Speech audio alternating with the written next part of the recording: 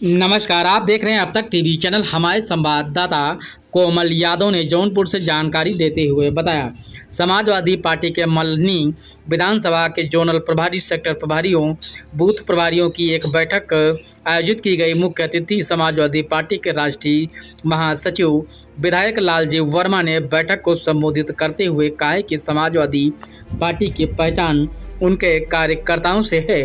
देश में जितने भी राजनीतिक पार्टियां हैं, अगर सबसे मजबूत किसी पार्टी के कार्यकर्ता हैं तो वह समाजवादी पार्टी के। आज एक मजबूत संगठन तैयार करने का लक्ष्य समाजवादी पार्टी ने बनाया है।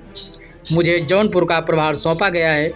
आज मल्हनी विधानसभा क्षेत्र के संगठन की समीक्षा में हर बूथ पर मजबूत संगठन तैयार देखने को मिला।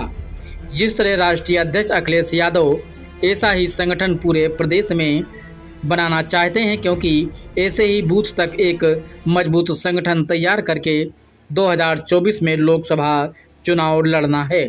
राष्ट्रीय अध्यक्ष अखिलेश यादव का मानना है कि जो हमारा बूथ का कार्यकर्ता है वह सबसे बड़ा नेता है, जो अपना बूथ जीतकर विधायक व सांसद बनाता है और कार्यकर्ताओं का सम्मान ही सर्वोपरि सम्मान है। आइए चलते हैं हमारे संवाददाता के साथ। समाजवादी पार्टी के जो मल्हनी विधानसभा के हमारे जिम्मेदार साथी बैठे हैं, वरिष्ठ नेताओं को मैं जिला संगठन की तरफ से बहुत बहुत बधाई धन्यवाद देता हूं। साथ में बधाई देना चाहता हूं यहां के अपने कार्यकर्ता साथियों को, जो लगातार लगभग 2 बजे से यहां बैठे हैं। आप अपने बीच में माननीय मुख्य अतिथि जी का जो विचार सुने हैं और बूथ प्रभारी जो हमारे साथी बैठे हैं, सबको मैं बहुत बहुत धन्यवाद और बधाई देता हूं। साथ में मैं माननीय मुख्य अतिथि जी के बोलने के बाद हम लोगों को बोलने का कोई बचता ही नहीं। मैं उस बात को संबद्ध करते हुए अपने अतिथियों का, माननीय मुख्य अतिथि जी को, चूँकि 16 तारीख से लेकर के आज 26 तारीख है, लगातार हर विधानसभा में कार्यक्रम एक जोन प्रभारी, सेक्टर प्रभारी हुआ। आज समापन है। समापन में जो मल्हनी का शानदार कार्यक्रम हुआ, मैं माननीय विधायक जी को बहुत बहुत धन्यवाद और बधाई देता हूं। जिस सिस्टम से आपने इस कार्यक्रम को कराया, जिस सिस्टम से कराया, पूरे जनपद में पहली विधानसभा है कि आपने लगातार संगठन को इस ले आकर के अपने सेक्टर प्रभारी, जोन प्रभारी और बूथ प्रभारियों को जो यहाँ मंच पर लाए, 100% आपने अटेंडेंस दिया। इसके लिए मैं आपके संगठन को बहुत बहुत बधाई देता हूं। साथ में विधायक जी को बधाई देता हूं। आप जिस तरह से मल्हनी के कार्यकर्ताओं को उत्साह बढ़ाने का काम करते हैं और जिस तरह से आपका संगठन यहाँ खड़ा हुआ, इसके लिए बहुत बहुत बधाई धन्यवाद देता हूं। माननीय साथियों, मैं अपने मुख्य अतिथि जी को भी बधाई देना चाहता हूँ। आपने जिस लगातार 16 तारीख से लेकर के आज 26 तारीख 9 विधानसभाओं में चल करके कार्यकर्ताओं को जो आपने एक अच्छी ऊर्जा देने का काम किए हैं, माननीय मुख्य अतिथि जी को अपनी तरफ से, जिला संगठन की तरफ से बहुत बहुत बधाई धन्यवाद देता हूं कि आपका आदेश, आपका निर्देश हमारे कार्यकर्ता साथी सभी पालन करेंगे। और जो बैठक समाप्त आज हो रही है, फिर अगली बैठक आप कराएंगे। हम अपने कार्यकर्ता साथियों को लेकर के, जिला संगठन की तरफ से और अपने सभी साथियों को लेकर के एक मजबूत संगठन यहाँ पर खड़ा करने का काम करेंगे।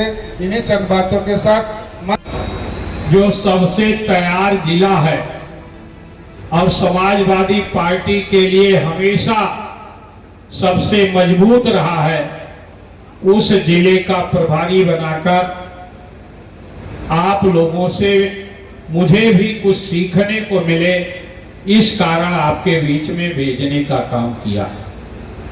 साथियों, निश्चित रूप से हमें लोकसभा के चुनाव के सिलसिले में और अधिक परिश्रम करने की जरूरत है। इसलिए कि लड़ाई कोई बहुत कई दलों के बीच में नहीं होगी। लगभग सीधी लड़ाई जब होती है तो जीतने के लिए ज्यादा वोट की जरूरत पड़ती है। बहुत से उम्मीदवारों को मैंने देखा है बहुत बार में कि 23%, 24%, 25%, 26% वोट पाकर भी विधानसभा में पहुंचते हुए देखा।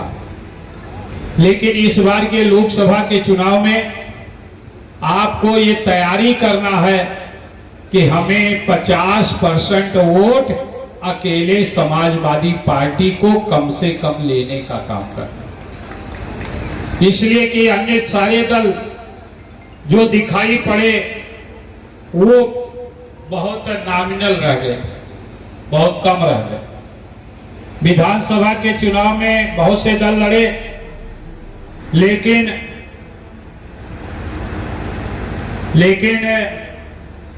लोकसभा का चुनाव सीधा चुनाव होगा, और इसलिए आप सब लोगों को केवल इस आधार पर नहीं, भाई लकी जी ने कहा कि हम 1 लाख वोट लेंगे, अभी 1 लाख नहीं, यहां का लक्ष्य होना चाहिए कि हमें 1.5 लाख वोट कम से कम लेने का काम करना।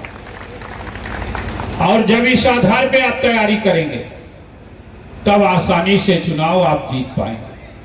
और 1.5 लाख वोट लेने के लिए हमें सबसे ज्यादा जो काम करना है वो समाज को जोड़ने का काम करना।